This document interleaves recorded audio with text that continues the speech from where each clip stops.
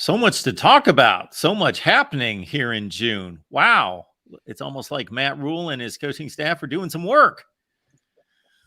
Lock it in, everyone. Leave those comments and questions there in the live chat. We'll be here for 60. So be good to us and we'll be good to you. We'll provide some good discussion, debate, and analysis. And please hit the like button. And we'll take it from there. Greg Peterson's here. That's always a good thing. Husker Online. Check out his work. Greg, what's going on tonight? Well, it's been a pretty busy day. Had to head down to a softball press conference. First time I've ever attended one of those. And, it was pretty big news when my colleagues saw me walk in and they're like, "What? You're covering softball? It must be a big deal." So, yeah, Nebraska landed a transfer, a homegrown Papillion La Vista product, two-time national champion, All-American pitcher. So that was pretty cool. And then, been cleaning the garage out and spent a little time in the pool. So, yeah, been a good day so far. Okay. Well, we're going to put you back to work here, talking about some of these commitments that came in after Friday Night Lights. The most recent is Landon Davidson, who on 3 has rated as a top 10 player, number 8 in the state of Colorado, as an interior offensive lineman. Yeah, big old nasty guy. One of the top players in the state of Colorado, 6'4", 295, Broomfield, Colorado. And, he's been here before. And, Donovan Raiola really connects with him. And, watch his film. He's a grinder. So, he's that kind of guy that you want. And, these are all these guys we're going to talk about. They're all for the 2024 class. And Landon Davidson, this commit here, made number 14 in the class so far. So, yeah, like you said, he's the latest one out of the batch that we're all here over the weekend. Nebraska held their first Friday Night Lights camp, obviously last Friday night. And there was a lot of official visitors here. And, you end up with 5 commits out of all the guys that visited. And several other guys worked out. And Nebraska handed out a lot of offers on Friday night. So you see it pay off. And that just leads us into this coming Friday for the second one and the biggest, official visitor list for the summer. And, like I mentioned earlier, I was down there for the softball press conference, and Nebraska was holding camps today. There was kids in line registering and, individual camps and team camps going on. And so Nebraska's in full-time camp mode right now. And this Friday night's going to be the big fireworks. Well, before we get to this Friday coming up in 3 days, as you mentioned, 5 commits, 3 came in on the 18th. So we'll pick them off one by one. We've got a pretty familiar last name here with Jake Peters, interior offensive lineman at 6'3", 265 out of Cedar Falls, Iowa. Yep. Yeah, he's another guy that's visited here a lot and likes what Nebraska has going on. And, it's very – Cedar Falls is pretty close proximity, easy for his family to drive down for games on Saturdays. And, he's a guy that probably is going to be a center moving forward. But you like what Coach Raiola is doing right now with his offensive line, Obviously, going into this season, that's a position of need because of the numbers that they have right now on the roster. And you see that, they're already reloading for next season, to go along with another guy we talked about last week, Gibson Pyle, from down in Texas that we saw 2 weeks ago. So I really do like what Coach Raiola is doing right now on the recruiting trail. You know what I thought of as soon as I saw the name Jake Peters? I thought of Jason Peter, but of course there's one letter missing there. With no connection. He's not a legacy player, just a kid from Iowa. All right. Well, hopefully he will maybe start a legacy at Nebraska. Yeah, That's yeah, the hope. exactly. Kaelyn Barta is a safety out of Topeka, Kansas. Yes, Seventh rated player in the state of Kansas at 6'2", 180. he's a very intriguing kid. If you look at his film, he's a playmaker, and he's got a good. I think he's about 6'3", about 190 or so.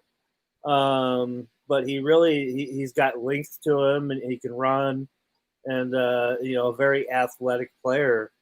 And you're kind of look at what we've talked about right now. 3 commits so far we've talked about, all bordering states of Nebraska. You got Colorado, you got Kansas, you got Iowa. So you kind of see the movement that just having a coaching change from a coach, to a coach that's not from the area. You see that they're making a large impact around this 500 mile radius that Nebraska has always kind of preached. And, same as all of the other 2 guys we talked about, very easy drive for the folks and for the family to come and watch them play on Saturdays. So, another guy that fits Matt Rule's role or mold. And, it looks like he could be a very effective player. I would maybe compare him a little bit to Nathan Gary, but we'll see. He looks like he's a headhunter, and that's always the kind of guy I like. And I'll look forward to seeing him play. Probably, a guy I'll probably go see play during the regular season because he's not too far away from me. So. The last time Nebraska was going to bowl games and had good teams, they had Nathan Gary back there patrolling at safety. Absolutely. Around 2015, 16 in that range. Absolutely. Also on the 18th, the work was not done. Linebacker out of some territory that you were traveling around here very recently. Pearland, Texas, just outside of Houston, I believe. 6'4", 190. Braelin Prude, the linebacker. Yeah, well, yeah. We shot him there that last night of camp. He was one of those guys I talked about last week that Evan Cooper was working out on the side. And, he's a very impressive young man, 6'5", 190-pound frame on him already, and athletic and has really good ball skills. And you saw the Nebraska coaching staff take a liking to him. Evan Cooper pulled him to the side and then told Coach Rule that he was going to offer him, and he said, go for it. And they offered him right there on the field at the conclusion of camp. So, yeah, kind of cool. And, it was funny that my boss was like, hey, Prude committed. You would see what you got on him. And I'm like, yeah, probably about a minute. And I had a minute and 11 seconds of him, which is awesome. And he's like, nobody else even has a picture of him. We took pictures of him while we were down there. And, we chatted with him, interviewed him after camp and everything too. So, big pickup, just showing what Nebraska, their prowess down in Texas really paid off right there. So, yeah, great job by Evan Cooper. He wins it hands down for picking up that commit. Then we had on the 19th, yesterday, North Carolina was the draw for athlete Evan Taylor, 6'3", 180. 31st rated player in the state of North Carolina out of Waxhaw, North Carolina. Waxhaw and Waxhaw. That's it. Not sure which is the difference. Must be the north side of town. But, yeah, a talented wide receiver, a guy that can run like the wind.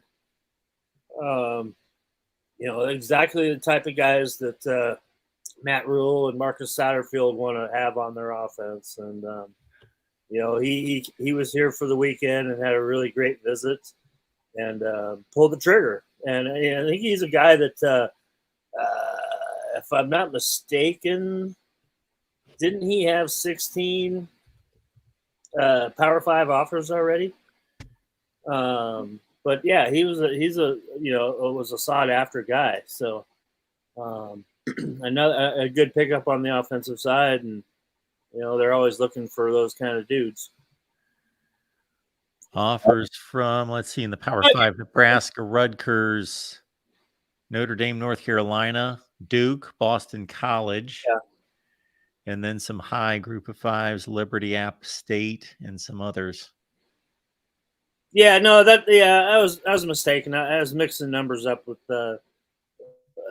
some other players that visited here. I was doing my best. Because we do want to go back and touch a little bit on that Friday Night Lights camp from last week, but didn't want to interrupt your train of thought there. Well, before we hit on that, just wanted to track down the numbers from Evan Taylor this past high school season. Caught 38 balls, 528 in yardage, 13.9 yards per reception, 7 touchdowns. Pretty good for him. Pretty good. There it is. And he played some defense as well. All right. Just one of those athletes that they bring in guys here, and then they evaluate them, and if they think they're better at a different position, they're going to tell them that, and these guys all know that. So, okay, everything's looking up. That's 5 commits this week, just in the last few days, and the Friday Night Lights paid off. However, with all that positive news, Greg, I'm going to go to a comment that sheds a little negative light on it and get your response. Jeffrey says 3 stars ain't going to get it done. You know what? That's the majority of everybody's team are made of 3 stars, and you get the big ones when you get them. But you take guys that fit your system, and that's what Matt Rule's doing. But that's a good point. But that's an age-old argument ever since recruiting rankings came out. So let's go back to the Friday Night Lights. You were there? No, I was not there. Or you were not there? No, they won't. They're not allowing video or photos taken at any of the Nebraska camps this year. I'm not sure why, but my boss was there, observing. So I didn't actually see it in person, but the headline of last Friday night was another Raiola performing. Dayton Raiola, class of 2026 quarterback. Wow. Was there and really looked good and showed the same type of arm talent as his brother, Dylan. So, who obviously is the number 1 quarterback, ranked quarterback in the country going to Georgia. But, he was there and he was very impressive. And then along with another big-time quarterback, class of 2025 guy, Keldon Ryan from Keller, Texas. And he's the guy that I was thinking of that already has 16 Power 5 offers. So he put on a show too, throw it in front of the Nebraska coaching staff. So, and then like I mentioned, Nebraska, they offered out some other in-state offers. Chase Lofton, a tight end, he's out of Elkhorn North, the new school there. His brother actually plays at Missouri, and they also offered a defensive back out of Omaha North by the name of Donovan Jones. So, some in-state flavor going out there too for guys that performed very well. And 2025 class commit from Millard North, Caden Vermoss was there working out, and so he looked really good too. So. Yeah, that was a pretty big camp that I hated missing it. I was feeling pretty bad that I couldn't go. Yeah, with everything else that Matt Rule's doing to give media more access, that's a bit surprising. It wasn't up to him. So. Oh, okay. Yeah, it was some kind of compliance deal. I'm not really sure what's going on, if they have a new compliance person or what. But Yeah, I just got upset that I couldn't go, and I didn't really delve into it. But I've known about it for a few weeks. So The Elite 11 continues on as well. And of course, that's Nebraska Friday as shows up well. with Daniel Kaelyn. Yeah. Uh, what have we heard about his performance so far? Well, Elite 11 was taking place last weekend. Started on Friday night in Redondo Beach, California. It was a 3-day event, and Friday night they held the accuracy competition. They held a lot of the competitions, but Daniel Kaelyn won the accuracy competition out of the 20 quarterbacks that made the finals. And you know what? That means that he beat out Dylan Raiola, the number one quarterback in the country going to Georgia, and he beat out Julian Sain, the number 2 ranked quarterback going to Alabama. So Daniel shined on Friday night, and had a great camp. Ended up being one of the top 11 out of the 20 invited there. And no Nebraska quarterback has ever done that before that's competed in that. Zane Flores competed in that last year. A lot of people remember, who's going to Oklahoma State. He's already gone through spring ball at Oklahoma State. Very impressive showing for Daniel Kaelyn, and for him to be in the top 11 ranked quarterbacks out of that. And it's kind of funny that I think industry comparison all the way across the board, he's ranked as the 30th best quarterback in the nation in this class. But you know what? He's a heck of a player, and he really showed his leadership down there and just showed off his skills. So I suspect he might get a little bump in the ratings here on the next go around. Yeah, that's what I was thinking too. Have you ever gone to an Elite 11? Covered it? I've been to plenty of them. Yeah, I used to when I was on the national team back at Rivals.com. So I used to go to them. I went to about 6 in a row actually. It was a lot of fun. You've probably seen some pretty good quarterbacks then. Oh, heck yeah. Tons of them. I mean, sometimes I'll rattle off some from like Mark Sanchez, Kirk Cousins, Tyrod Taylor. Gosh, it just goes on and on. It starts to get lost over time here, but Blaine Gabbert one time. Gosh. So we're talking about early to mid 2000s. Yeah, and I'm missing some that are sure quarterbacks too. So, it was always fun to go cover, and anytime I get to go out to California, I always enjoy it. So, really good event to cover. And the guys that run it are so nice too. And nowadays it's actually the head guy now is Chris Peterson, who former head coach at Washington, and so it's kind of changed throughout the years. So Bob Johnson was the head guy when I was doing it. Rob Johnson was his son. Yep.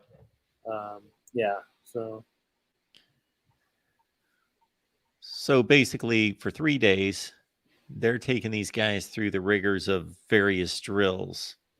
Yeah, pretty much, and then then they're also throwing to wide receivers as well. But it's pretty much everything that you can imagine that they can come up with your agility, with your feet, and with your throwing arm. Accuracy, obviously. There's a lot of stuff that you see in the competitions anyway, like on the combine.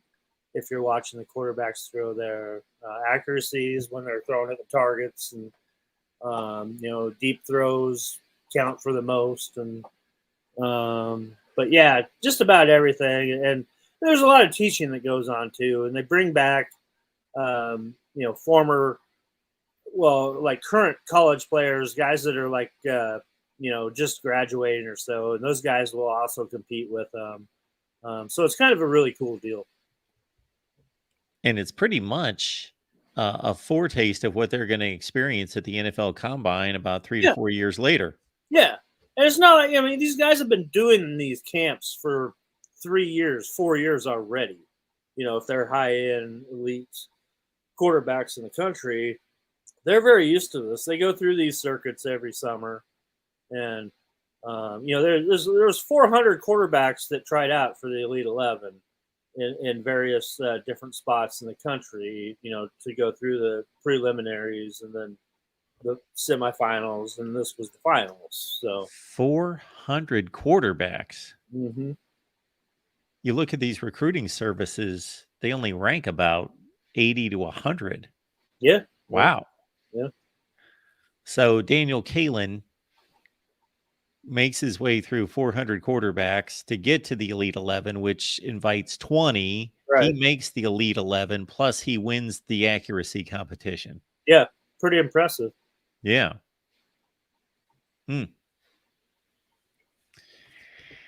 So, Ted, Greg did address that in regards to whether Kalen's going to get a bump from the Elite 11, and that's probably in order.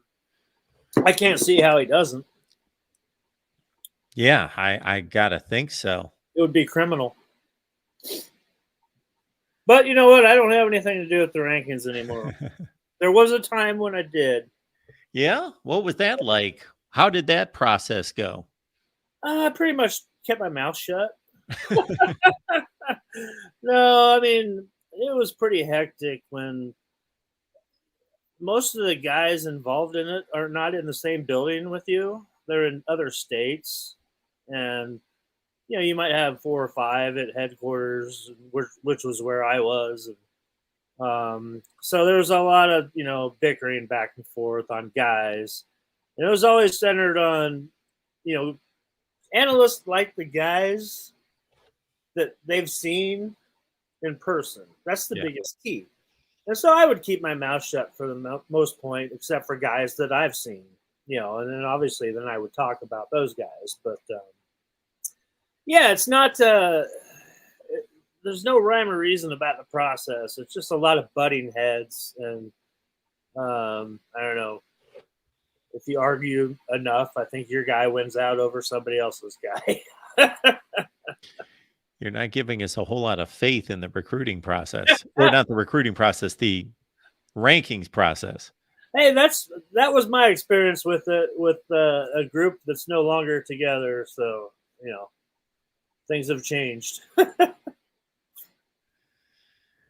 Folks, we appreciate you being here at the Voice of College Football. It's our weekly Nebraska show with Greg, 127 consecutive weeks. We appreciate Greg being here. You can catch his work at Husker Online, huskeronline.com, or right here on YouTube, Husker Online. Check it out. And again, make it on back next Tuesday and bring some friends with you.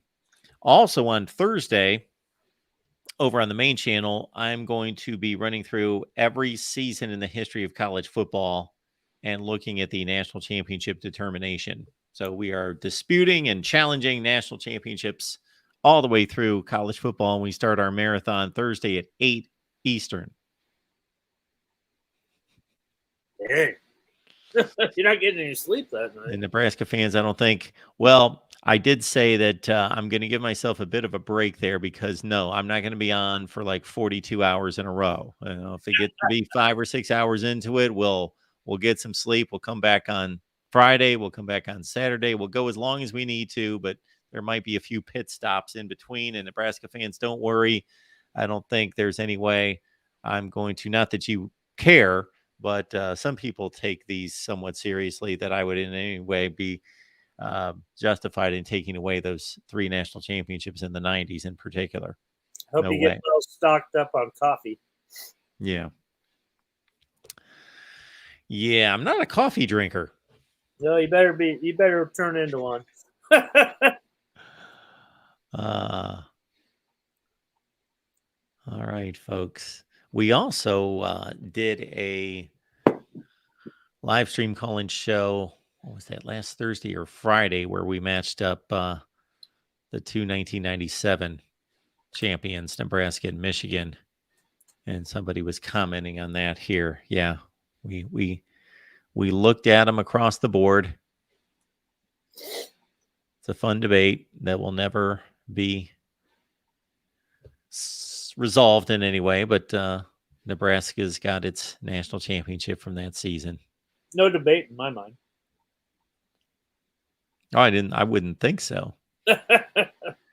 This was the one thing I said during this show. I said, you are going to floor me. If anybody calls in and identifies themselves as a Michigan fan and says, you know what, Nebraska was better, they would have whipped us, they were the national champion. Or if a Nebraska fan would have called and said, you know what, Michigan would have whipped us, they would have won the national. I would be shocked if either ever happened. Yeah, I agree. That's just not going to happen. So, because it's never going to change. Well, no, it's also debating about it is worthless. Sports fans are just sports fans are biased. Yep, and that's fine. I know where the trophy sits. I can go see it every day. Let's see. Caleb is thinking about going to a road game this year and wants to know if you've got a suggestion. Colorado would be interesting. Yeah, that's a good suggestion. Boulder's a lot of fun. I don't know how far away Caleb is from Colorado, but pretty easy to get there. Flying to Denver, and it's only about an hour drive. So beautiful, beautiful area. That's where that would be the one I wouldn't want to go to if I had my choice. So Minnesota, also the opening game of the year. That'll be nice in Minneapolis too. April 3rd or August 30th. So yeah, I don't know. Other than that, when it starts to get cold, I don't like to go to those games, no matter where they're played, even though I have to. Let's see. I don't know which games are at home or on the road until I look at them here. But I like the Colorado call. I think that's the one that you make because yeah, I would do that. The other ones in the Big Ten, you can do those anytime. Well, of course, I can drive to Colorado too. So how far a drive would that be to Boulder? 7 hours. 8 hours, 8 to Boulder. Yeah, I wouldn't want to drive 7 hours for a football game. I'd probably stay at my buddy's house in Denver, so save money that way. Yeah, that by far would be my first choice. My second choice, I guess, would be to go to Wisconsin or Minneapolis. Yeah, Wisconsin. I mean, if you've never been to Camp Randall, obviously that would be a really cool place to go see him play. How far a drive is that? Oh, boy. I've never done that. That's a long way. I think that's a 10-hour job, something like that. That'd be easier just to fly into Chicago and just drive from Chicago. I think that's what our guys do. Minneapolis is how far? 7 hours, just like Denver. Okay. How about Champaign? A little, about 8. It's like going to Chicago. So a lot of the folks just fly into Chicago and just drive it up to Champaign. It's really quick. So yeah, and obviously the same for Purdue. They fly to Chicago and then drive to Purdue, and yeah, you travel the easiest way you can to the road venues. Obviously, you fly to Chicago for Northwestern games as well. Iowa City is a really easy drive. It's about 4 hours from Omaha, so 3.5 hours from Omaha. So that's the closest opponent. Yeah, geographically, yeah. Really easy to get to Iowa City.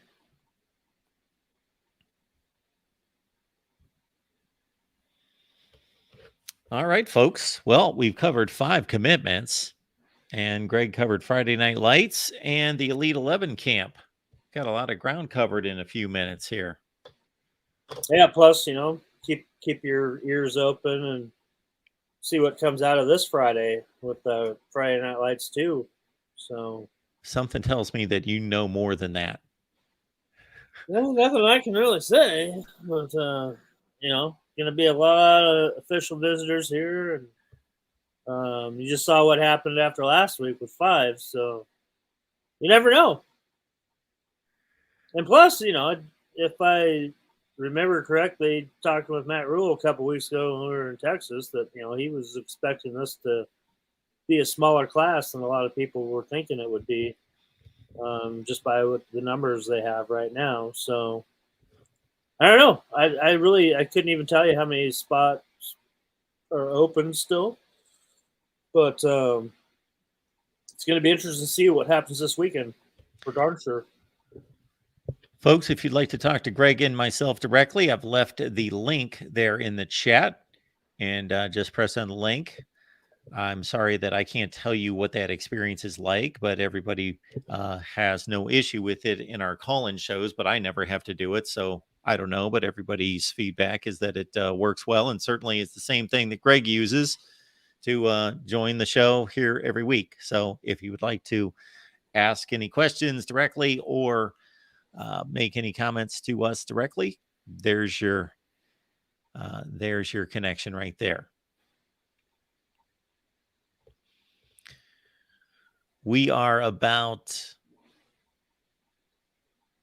9 weeks from college football. We are only about 9 weeks away, and we're only about a month away from media days. Yeah, that's coming up pretty quick. You know, fall camp opens up July 30th for Nebraska, since they're playing early again. So, are you going to Big Ten media days? Absolutely.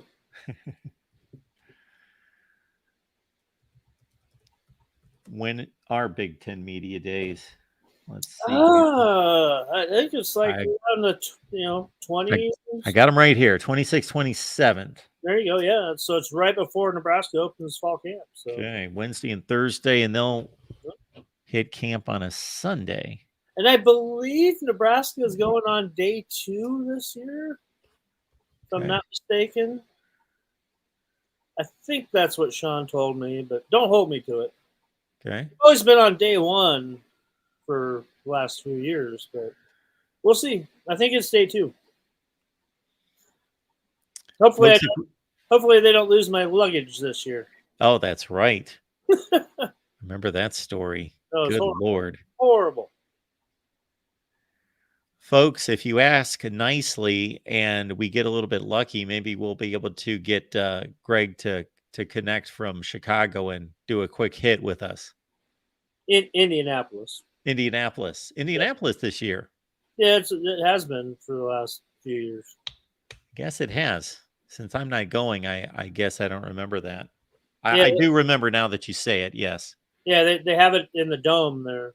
So that sounds like it would be easier at the dome. It is easier. Yeah. You come in and you go through the metal detector and you get in the elevator and they take you down to the floor and you walk right out there on the stadium. So yeah, it's pretty cool.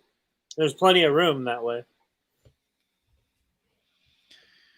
It's the easiest. When they were doing it in Chicago, they always did it in hotels, and this is so much easier. So much easier. I mean, obviously it's more spread out, but it's all in one big area, and then they have like the media dining area in one of the conference rooms there, right there at field level. So yeah, it's pretty cool. And they take it, they have a shuttle to take you to the hotel and back. So yeah. I've only been to Indianapolis once. Pretty fun. NCAA tournament, first and second round. I like Indy fine, but me, I mean, you're a Chicago guy. Are the Bears going to be any better this year? Hey, I hope so. I know you hope so. Looks a lot better on paper already. So okay, why is that? Well, the draft or free agency? Yeah, or both? Getting DJ Moore from trading away the number 1 pick, and some of the pieces they've added already on the offensive line, and I think it's going to be a much better year for the Bears. Had a pretty solid draft. Still adding pieces, so Justin Fields is it's his time to shine. It sure is. I hope they can protect him a little bit better. He's got to be one of the more exciting guys you want to watch playing quarterback. I mean, behind Patrick Mahomes and maybe Lamar Jackson, but he's got that kind of ability that those guys do. 3-14. Greg, it's football season is hard on you between Nebraska and the Bears.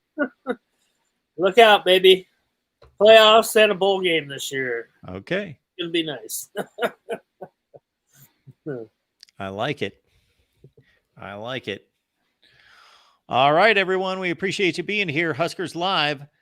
Do us a big favor and grab some friends next time and make it on back next Tuesday at 7 Eastern. Yeah, but don't forget, remember when you asked me what a Runza is? Oh. Yes. Let's get to that. So the Runzas came up because of the College World Series? Or was there a reason the Runzas came up? Somebody brought up Runzas, and I had no idea. I don't think they sell them at the College World Series. Okay. There was a reason that they came up, but I had never heard of them. Greg had to explain it to me, and now he's got a firsthand example to show me. That's right. So I was on my way home, and I figured I would stop by and pick up one. So, see what one of these bad boys look like. This is a cheese Runza. Okay. I prefer that. The regular ones have green writing on them. And that's what they sell. The regular ones is what they sell at the Nebraska, all the athletic events in Nebraska. So you unwrap it, and that's what you see. It looks good. Yeah, very good. I think I'd like it. Don't mess up your Runza. Oh, no, that's all right. But very pillowy breading dough. And then you break it open.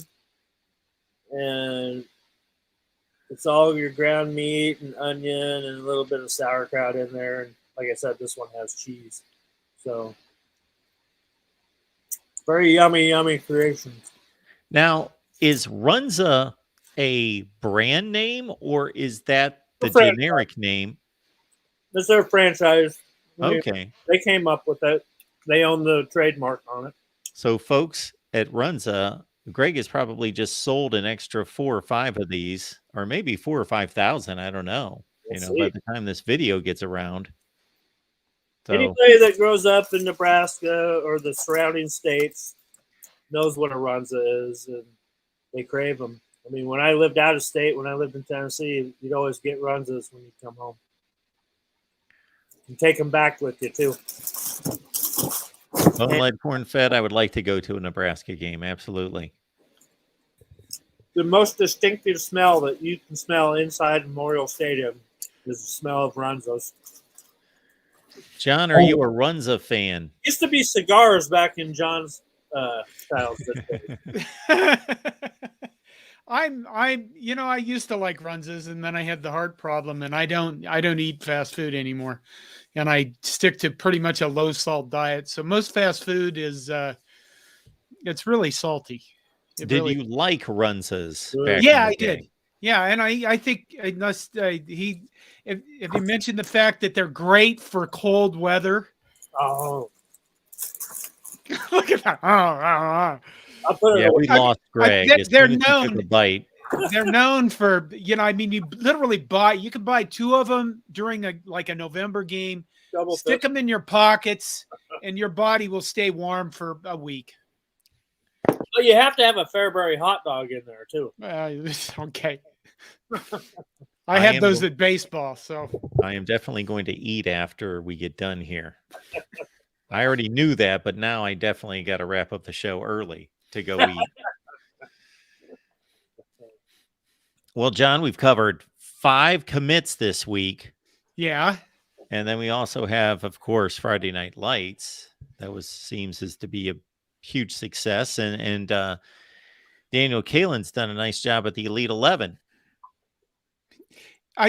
Mike, has anybody asked you, does this tell us anything further about our offense? I mean, we have Jeff Sims, who's going to be a mobile quarterback, and then we have Danny Kaelyn, who's going to come in, who's going to be more of a pocket passer, NFL prototype type, not the old NFL like Dan Marino. I guess, wait, that's too old for most people, isn't it? No, you're in my wheelhouse. Tom Brady. Ever eat at this place? A steakhouse is really good down in Miami. Expensive, but it's good. John's trying to get us on the right path here, and Greg keeps veering off into food. Okay. Do you think this shows any signs that? What's this tell us about Rule's offense? He's got Jeff Sims. Jeff Sims is a mobile quarterback, and now he's bringing in Danny Kaelyn, who's a prototype. More of a pocket guy. He's pretty athletic. He can run. Yeah, but he's not known for mobile. Are we just going to have a multiple offense? I mean, I guess I look at this and I think, we haven't seen anything yet. We've heard fullback, and we have no idea what we're going to get this fall. We'll probably know more when fall camp starts. There won't be a lot of traditional fullback. There's just going to be a utility guy. So no trap plays. They call a fullback. My guess, John, is that he's going after the best quarterback possible and will work the offense around him a little bit more. Exactly. That's the way you got to do it. I'd agree with that. I guess, if the guy's going to be an elite 11 quarterback that we can get, then. He outperformed any other Nebraska quarterback, state of Nebraska quarterback that's ever competed in that. So it's a pretty impressive performance. When you beat out in the accuracy competition, you beat out Dylan Raiola and the second-ranked quarterback in the nation. Georgia and Alabama commits respectfully. That's pretty impressive. It is. I agree with that. And he's full on charging for state title at Bellevue West, and he's going to throw the ball. They throw the ball at Bellevue West a heck of a lot more than Nebraska will be throwing the ball. So, they'll definitely have to change styles when he gets to Nebraska a little bit. But it's going to be fun to watch those guys play for the state title this year. So is Nebraska's the athletics? I mean, the recruits seem to be getting better. They seem to have more high-profile recruits coming out of Nebraska left and right. Is this because more people are taking notice, or is it because they're actual players? Hey, those guys recruit very well. So, I mean, I'm not in the homes with them and not the ones, listening to their conversation, but they've got something going, and their prowess down in the state of Texas is not hard to notice. So, and out east, you're seeing guys, in North Carolina commit just now, I wonder where Rule was the last couple of years in Charlotte. So, that's a good point. So, but I mean, do you think within the state of Nebraska, though, are the players getting better at the high school level? Every year they do. Of course they do.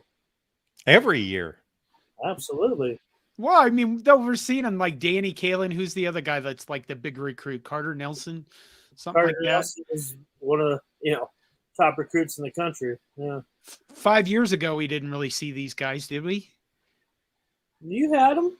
There was, there's always been, at least one about every year, but, you haven't had a big 5-star since Baker Steinkuhler coming out of Lincoln Southwest, but a lot of top 100 guys over the years. Jose wants to know if Nebraska's got a chance of keeping Carter Nelson. I heard good things about, actually from Daniel Kaelyn, who was, with him on his last visit here. That was kind of an impromptu thing. But, Carter's been wanting to come here most of his life. And, I mean, he's got offers from all the big boys now. And, he's going to let this thing play out. And if you had to ask me right now, I'd say Nebraska, Notre Dame, or 1A and 1B right now. So, Nebraska's still got some work to do, but, there's a lot of guys that are already committed that Carter's known for many years, and, they're good buddies and stuff. So you can't ever discount that relationship that he has with a lot of the other in-state guys that are already committed. I think we have to show something this year. I mean, we have to show that something is going on, you know what I mean, other than us talking a lot. And I think that if I had to pick something on Nebraska's team that's going to be one side better than the other, I think the defense is going to come together before the offense. And I guess I have a better feeling about what the guys' defense is going to look like than I do what we're going to do on offense. I'm not even sure why that is. Maybe it's because we have a complete secondary and let's be honest, we don't have much of an offensive line until they, maybe if we come into Minnesota and push some people around, we can show that we can do something on the offensive line. But I guess I'm still not ready to love again. Okay. It's still June. I'm not ready for the August build up into, we're going to tar Minnesota in the first game of the year. Enjoy your summer, John. Enjoy the next 6 weeks. Just forget about it and come back. And then on, the first day of August, July 30th, I think Greg told us the official first day of camp. Then you can lock in and get focused. Don't work up all that anxiety in the meantime. Yeah, remember you got a heart condition. You got to relax a little bit. Well, that's what all the swearing is for. He just gets it out.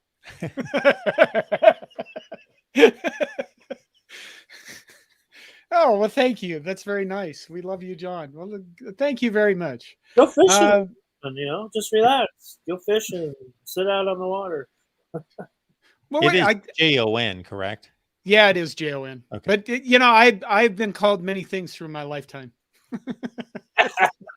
and I continue to be called many things. Yeah. Have you guys? What else? What did you? Okay, Greg, what did you think of the recruits? I mean, they got this kid. What was the kid from Braelin, Texas? I know you've already talked to this, but the guy wasn't ranked. He didn't have a national rank. He didn't really have any star. It was maybe a 3-star. I don't know. The kid ran a 47. It was a 49 400 meter. Which is impressive. He impressed me 2 weeks ago when I saw him in person. Yeah. Well, I suppose, did he look the part?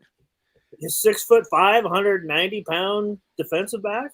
Yeah, he looked the part. I mean, we've talked about this. Evan Cooper singled him out during camp and worked him out on the side and told Coach Rule that I want to offer him. And so they gave him an offer right there on the field after camp got over last 2 Tuesdays ago down in Houston. And I loved him and I thought he looked amazing. So very athletic kid that has a big long frame on him. And they preach right now that they don't have corners or safeties. They're all defensive backs and they're all being trained to work at either or position. So Mark, did you run the 400 meter in high school? I did not. No. Greg, did you run the 400 meter?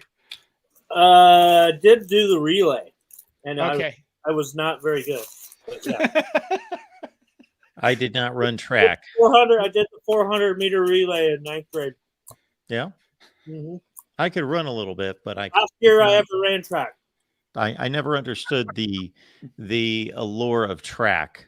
If you can't throw it, catch it, run with it, then right there with I never understood why are all these people running? They're not running for a purpose. I wasn't into track. I'd never thought about going out for track. I usually cover the state track here in Nebraska, and it's like 100 degrees every time. But it is impressive to see those guys running the hundreds and the 400s and 40s. So yeah, I run. My problem is, I run too long in the same place to ever have been like that. I like the more physical thing where I could get in close contact with the other athletes. Well, Mark, I grew up in Western Nebraska. The reason you went out for track is because all your friends went out for track. I went out for track in 9th grade because of a girl. You didn't have anything else to do in my hometown if you weren't doing track. The only other thing that was left was crime. I played basketball, football, and baseball all year round too, so I didn't have time for that garbage. That's what I was doing in the spring. Playing baseball. I didn't get to play baseball. I was reminiscing about that today while I had the College World Series on in the background. I was like, I missed playing baseball all summer. I miss my youth. So am I supposed to take this John's take on 97 Nebraska versus Michigan? Yes, let me set you up here, John. So last Thursday or Friday, we did a simulcast live stream on our Michigan channel, Nebraska channel. We have been waging great debates in college football. And of course, this was the last of the poll championships with Michigan and Nebraska both going undefeated. And I'm going to shock you with this next statement, John, but there was not a Michigan fan that commented or called or anything that did not believe that Michigan was truly the better team, deserved the championship, and should have and would have won a matchup with Nebraska. And there was also not a Nebraska fan who commented in any such way that Michigan had any chance of winning that game. And they both, in addition to that, would constantly state that they were completely unbiased. I'm going to give you a different take on this. Okay. I think that when this occurred, and I have seen this mentioned many, many times since, that people will say that Nebraska got that national title as a gift to Tom Osborne from the media for going away, or from the coaches for going away. And my response to that is at 180 degrees the other direction. Is if you're going to say that that's true and you're going to stand by it, then I'll tell you this. That 1997 Michigan national title was a gift from the media. Yep. Because Michigan had not won a national title since 1948. And all they could think about is, look at all the national title Michigan stuff we're going to be able to sell. All the swag. You know what happens? I mean, look at this stuff. The license plate up here. There's the I have a Heisman Trophy football, but I have national title stuff all over the place. But I think that if you make the comment that it was a gift to Osborne, you have to make the comment that it was a gift from the media to Michigan. And who do you trust more, coaches or the media? Yeah, nobody trusts the media, for God's sake. Who do I think? Obviously Nebraska would have won. The media, the AP was always biased, just by where a school was located at. At least the coaches are voting on who they thought was the best team. To me, it would have been completely unfair and unjust for either team to have swept a national championship and for there not to have been a shared national championship. I think that's obvious, regardless of who you think was better or who you think would have won a game. One of them went 12-0. Right. And largely dominated his schedule and played a Power 5 loaded schedule. The other one went 13-0, played and dominated most of its schedule. The resumes are almost identical. The quality of the schedules very comparable. The level of dominance is very comparable. The thing on Michigan's side is Michigan had a better defense. Nebraska had a better offense. And Michigan fans cry and mope and complain about there being this flip in the one poll. Well, there's going to be a flip in the poll. Nebraska, after Michigan's last game, went out and clubbed Texas A&M by 39 points in the conference championship game, and then went and dominated a Tennessee team that had Michigan lost and Tennessee won, was actually playing for a national championship themselves. They would have won the national championship. So they were playing one of the 2 or 3 or 4 best teams in the country, and they blasted them, and Michigan crawled home to the finish. And who was the quarterback there for Tennessee? The Texas A&M quarterback? No, at Tennessee. Oh, well, yes, it was Peyton Manning. Well, who was the quarterback for Washington State? Mr. Ryan Leaf, yes. Yeah. See there? We can do that. Absolutely. Don't talk to me like that. And, you know, if I'm going to argue on the Michigan side, again, I stand in the middle, which 2 undefeated major brands, they both should hoist a national championship trophy. I don't think I will debate anyone on that. I don't think there's any way you can give it to just one of them. Right. That's true. The Michigan stance would be that without, I forget the player's name, without his left foot getting in the way, Nebraska loses to Missouri in overtime. Matt Davidson. Shevin Wiggins. Yeah, if the ball doesn't get kicked in the air, Shevin Wiggins then they lose that game. Matt Davidson caught it. Yeah, you can make arguments on both sides. I always people in sports they drive you nuts with this. If this didn't happen, if that didn't happen, if this guy went that way, if this guy didn't, it's always this kind of pull the pieces out of the giant Jenga tower and then wonder why it crumbles. It's just, I think that part's kind of silly. It just makes people get upset with each other. Otherwise, it doesn't matter because it's already in the history books. Crying about it's not going to change it. It was a fun time to live through, though. I'll say that. It was. But it beats now.